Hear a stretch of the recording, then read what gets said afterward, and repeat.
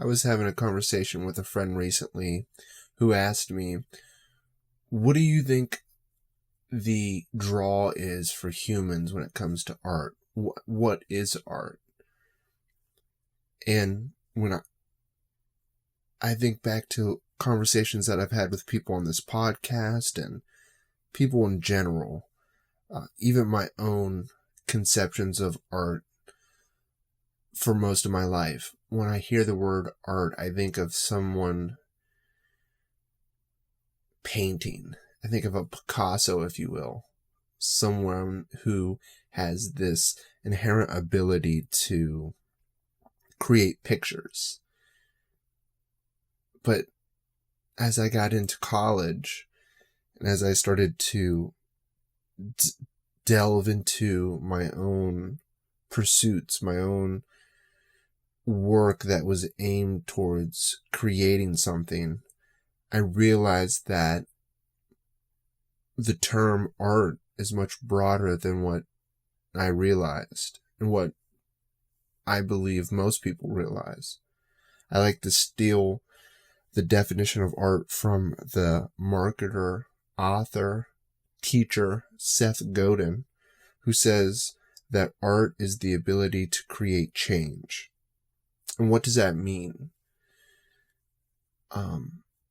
And I should preface that that definition is also followed up by as a result of your work. So art is the ability to create change as a result of your work. And we're all working towards something. We're all working towards a contribution, if you will. And in that sense, the work that we do and the way that we do it and the way that it's unique to ourselves is art. And the question of what is art was also followed up by, why are we drawn to it? Well, when I think about that, I also think about layering in the concept of creativity. And creativity is very vague and it's very broad, but it's also a very essential part of being a human. And to me, when I think of creativity, I think of being able to take two seemingly independent variables, or I should say at least two. So two or more independent variables, and being able to synthesize them into something that is thirdly unique as a result.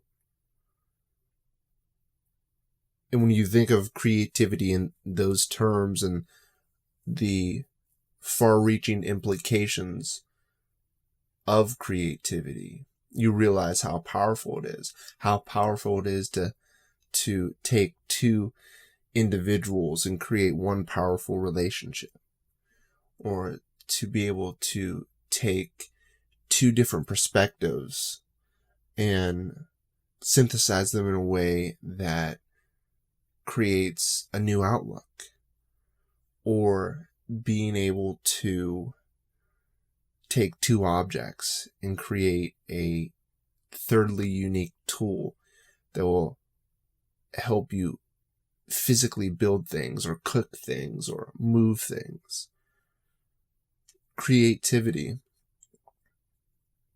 is an aspect of the work that we do as humans in the pursuit of creating art. And we're in a very unique age in that the creator is gaining more and more tools at our disposal to be able to express our creative attributes. And I've struggled with this for a while. I started my first podcast, I believe it was the Lewis Lee Podcast Hour in 2014. I only had 4 episodes because I was afraid. I was afraid of continuing the work.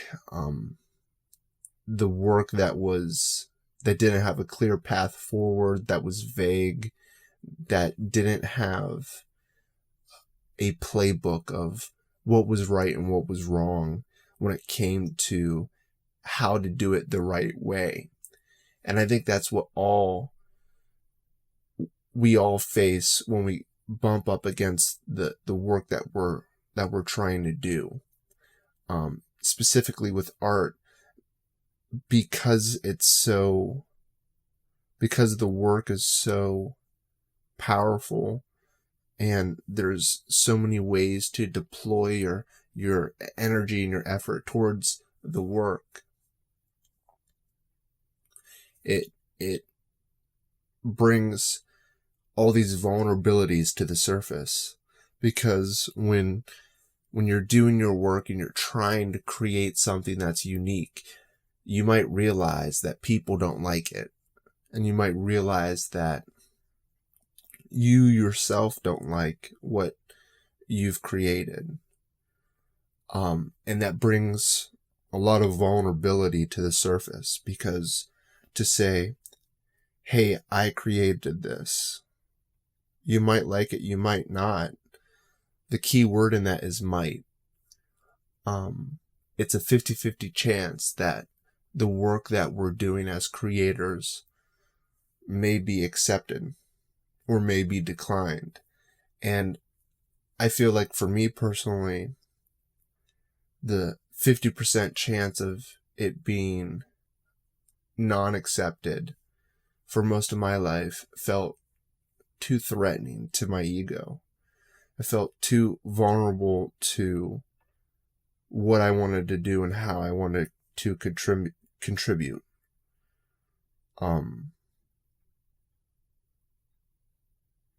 But that's a battle that I'm left to believe most artists, most creators face.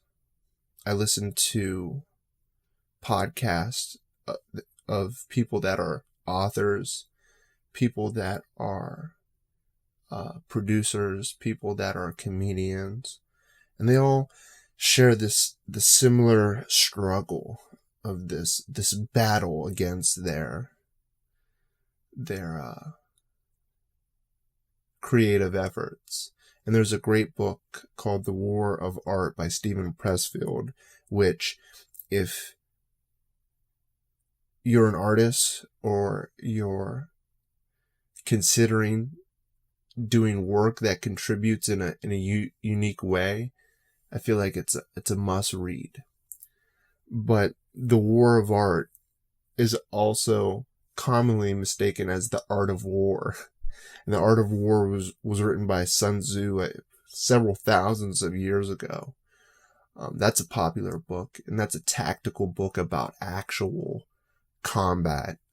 Whereas The War of Art by Steven Pressfield, written 15 years ago, talks about the inner battle, the battle that the creative faces day in and day out, of being able to create work that contributes and that reveals connection between each other and between ourselves as individuals. It's a must-read book, but reading, listening, watching alone isn't enough. Sadly, what I've realized through comedy and through podcasting is that creativity, art, is an active sport. It requires active participation. And that's the only way that you can contribute to your fullest. Because what happens is you start creating stuff and you realize that, yeah, it's not for everyone. So then you got to figure out who it's for. And then once you figure out who it's for and you engage with those people, they give you feedback for better or worse.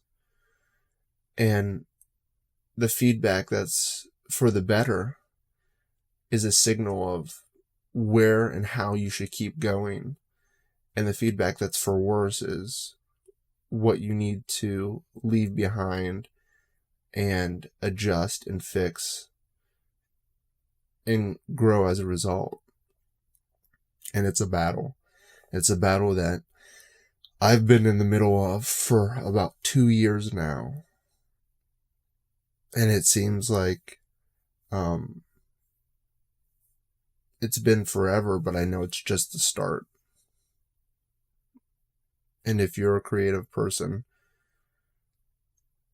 I would love to hear what you think about it. I would love to hear about what your thoughts on art, how you're contributing, how you're revealing connection, and how you're able to persist in the light of uncertainty, doubt, and creativity. Thank you very much. Have a great week.